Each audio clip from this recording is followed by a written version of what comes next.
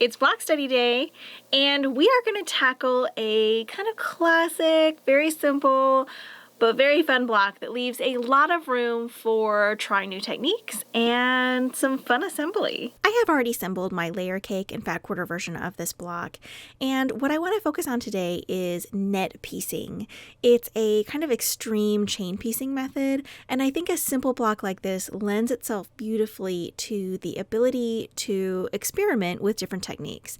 So I have my squares cut for our 12-inch version, and I have 8 of the print fabric, and then instead of background fabric this time I actually used one of the white on white prints that came in my line. So I thought that would just be something a little different and but still give me that kind of background look that the rest of my blocks for the block study have. And what I'm going to do for this chain piecing method is that I'm actually going to lay out my entire block. So for the sake of experiment, I am going to make sure that all of my background print, it has this simple line. I'm going to make sure that all those lines are going in the right direction, or the same direction, I should say. So that is one of the beauties of this assembly technique, is that it allows you to kind of maintain the layout of the block. So to begin, we are going to chain piece this column of pairs. So I'm just going to pick this up, align it right sides together, and sew the seam with 1/4 inch. And then without breaking thread, I'm going to grab the next pair, and I'm always putting this column on top of this column and then picking it up.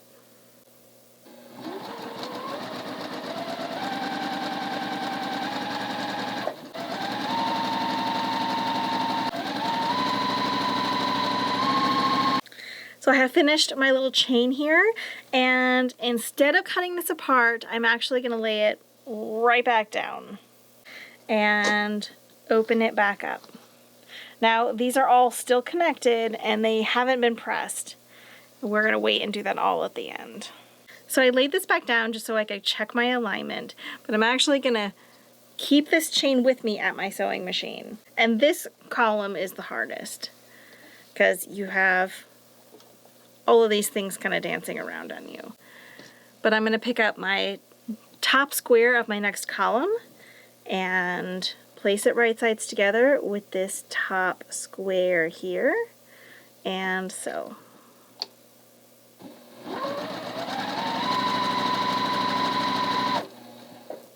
And now you see this next kind of chain pieced pair is already in position to get its little friend here from the third column.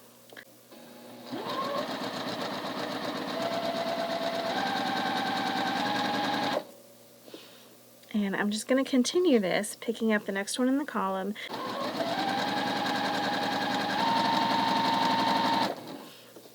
Okay, last little pair. I'm going to open it up and grab my final square.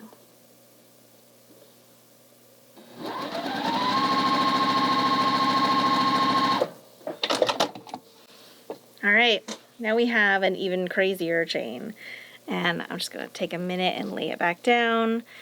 As you get a little more experienced with this, you don't have to lay it back down each time, but I like to just to make sure everything is coming along as it should be.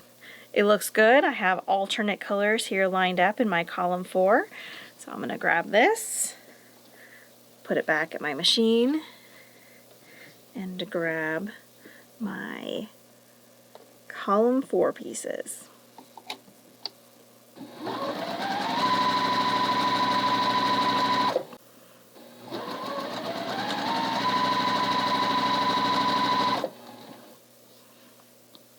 So now that these rows are attached into places to each other, it's a little bit easier to attach this column because these are not going to be kind of twisting around on you. So you can just grab your next piece of fabric and sew it.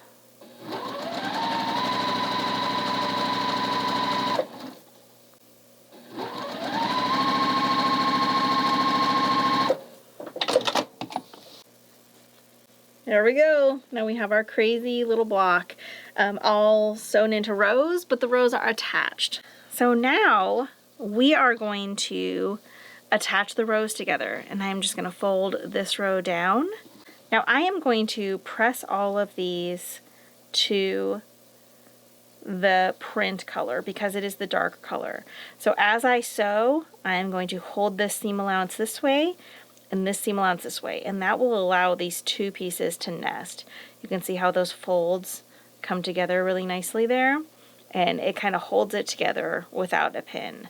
You could certainly pin if you like, but one of the advantages to this method is how kind of fast and easy it is. So we're gonna go pinless and save some time.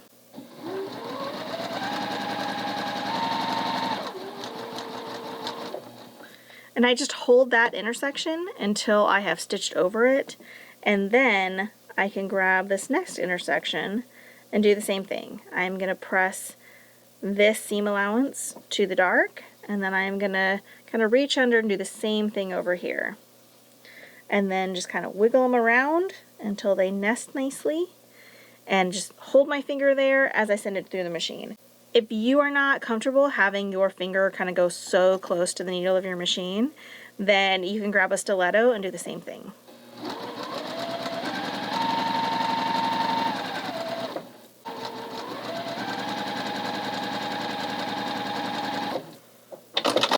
We're getting there, a couple more seams to go. Now we have our third row here, and you can see it's kind of connected with these little threads still. So we're just going to fold rows 1 and 2 down and do the same thing. I'll be pressing my seam allowances to the dark as I come to them, and we'll have this block together in no time.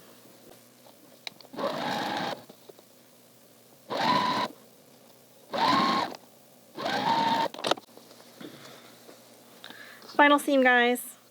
I'm just going to rotate this to make it a little easier on myself and fold this down.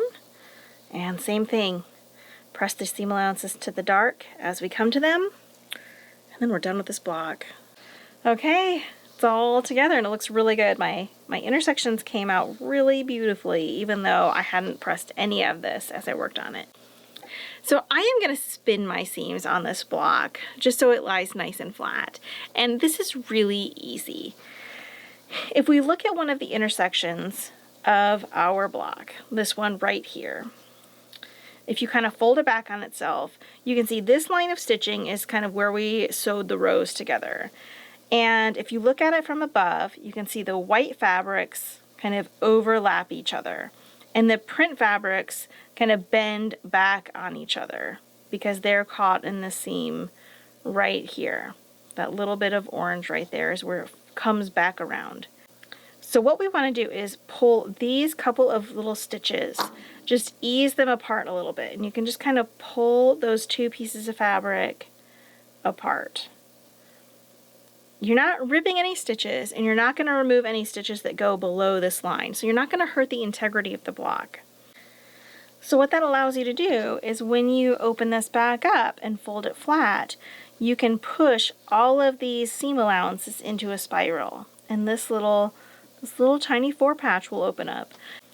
And you can do that for all of the intersections in this block.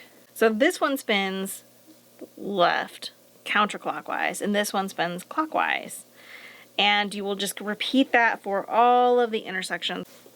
I finished spinning all my seams and my block is finished. So this net piecing assembly technique is not just for a 16 patch block. You could also use this to assemble an entire quilt. If you have finished all the blocks in your quilt and you don't want to sew and then press and then sew and then press, you can assemble them all this way. It will help keep your blocks oriented correctly, and it's great to do if you are at a guild meeting or at a retreat or someplace where it's a little bit harder to get to the iron from where you are sitting. And it's super accurate as well. You can see my points look great. So I feel like maybe I should do this more when I'm assembling a quilt top. I'm really happy with how that turned out. In addition to the fun that you can have experimenting with the assembly of this block, it's also just a great block. You can alternate it with more complex blocks that might take you a really long time to make. I know we all have kind of those blocks that we admire, but we don't want to spend 4 hours on each block. Alternating those with something like a 16 patch gives you kind of the look of the really complicated quilt, but really cuts down on your work time.